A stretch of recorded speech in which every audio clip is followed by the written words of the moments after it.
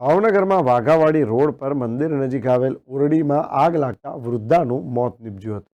ભાવનગર શહેરના વાઘાવાડી રોડ ઉપર centre salt સામે આવેલા રોકડિયા હનુમાનજીની જગ્યામાં આવેલી ઓરડીમાં અચાનક મોડી રાત્રે આગ લાગી હતી.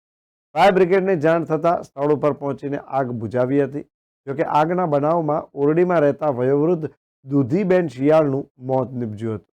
જોકે રોકડિયા મહાદેવની જગ્યામાં રોકડિયા હનુમાનજીના મંદિર પાસે ઓરડીમાં રહેતા દુધીબેન વશરામભાઈ શિયાળ, જેમની અંદાજિત 105 વર્ષની ઉંમર ધરાવતાને હોસ્પિટલ ખસેડવામાં આવ્યા હતા, જ્યાં ફરજ પરના તબીબોએ તપાસીને મોત નીપજ્યું હોવાનું જાણવા મળ્યું હતું.